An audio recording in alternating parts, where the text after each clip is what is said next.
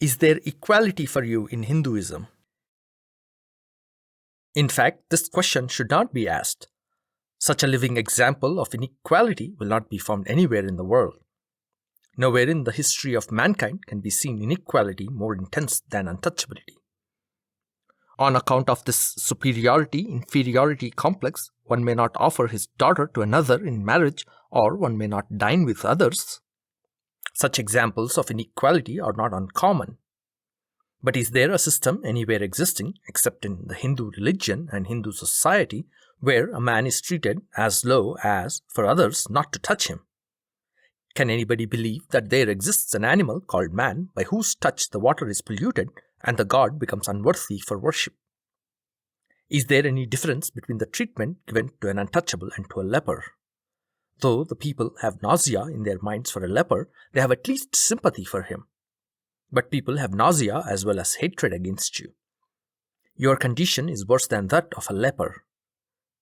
Even today, if anyone hears words from the mouth of a mahar at the time of breaking the fast, he will not touch the food. Such filth is attached to your body and your words. Some people say that untouchability is a stigma on Hindu religion. This statement, however, does not convey any sense at all. Nobody believes that the Hindu religion is dirty. The majority of Hindus, however, believe that you are dirty, you are polluted. How have you been brought to this condition? I think you have been forced to this condition because you continue to be Hindus. Those of you who have become Muslims are treated by the Hindus neither as untouchables nor even as unequals. The same is the case with those who have become Christians. An instance recently happened at Travancore that is worth mentioning. The untouchables called Thia in that region are prohibited from walking on the streets. A few days ago, some of these untouchables embraced the Sikh religion. All of a sudden, the ban prohibiting them from walking on the street was withdrawn. What does all this show? It proves that if there is any reason for your being treated as untouchables and unequals, it is your relation with the Hindu religion. In such a state of inequality and injustice, some Hindus try to soothe the untouchables. They say, "Get educated yourselves, be clean, and then we will touch you. We will treat you on par." In fact, we all know by experience that the condition of an educated, moneyed, and clean mahar is as bad as that of an uneducated, poor, and dirty one. Leave aside for the time being this aspect and consider, if one is not respected because he is uneducated, poor, and not a well-dressed person, what should a common mahar do? How can he secure equality who cannot gain education, achieve property, or dress highly? The principle of equality, as taught in Christianity and Islam, has no concern whatsoever with knowledge, wealth, or dress as outward aspects. Both these religions consider a sense of humanity as the main feature of religion. They preach that the sense of humanity should be respected by all, and none should disrespect others, none should treat others as unequals. These teachings are completely wanting in the Hindu religion. What is the use of such a religion in which man's sense of humanity has no value, and what is the good in clinging to it?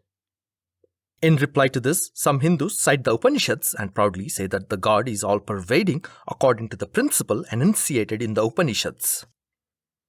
It may be pointed out here that the religion and science are two different things. It is necessary to consider whether a particular theory is a principle of science or a teaching of religion.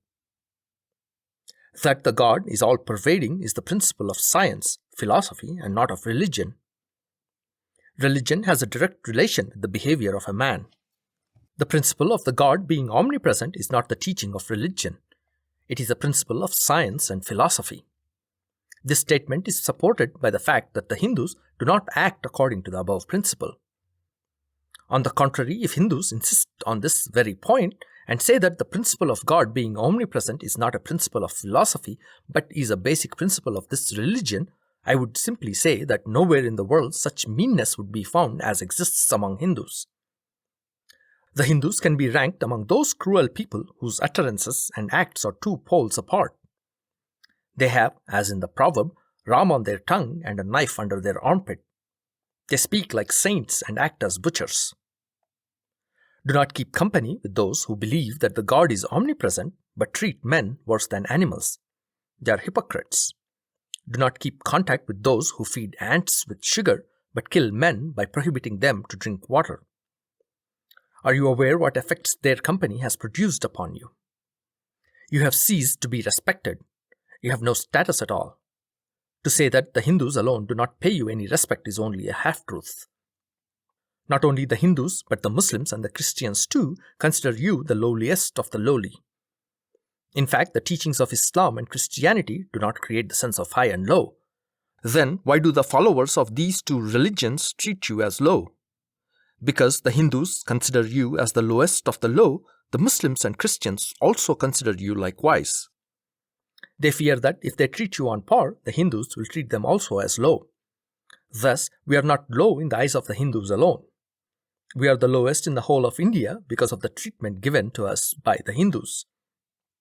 If you want to get rid of this shameful condition, if you want to cleanse this filth and make use of this precious life, there is only one way, and that is to throw away the shackles of the Hindu religion and the Hindu society in which you are groaning.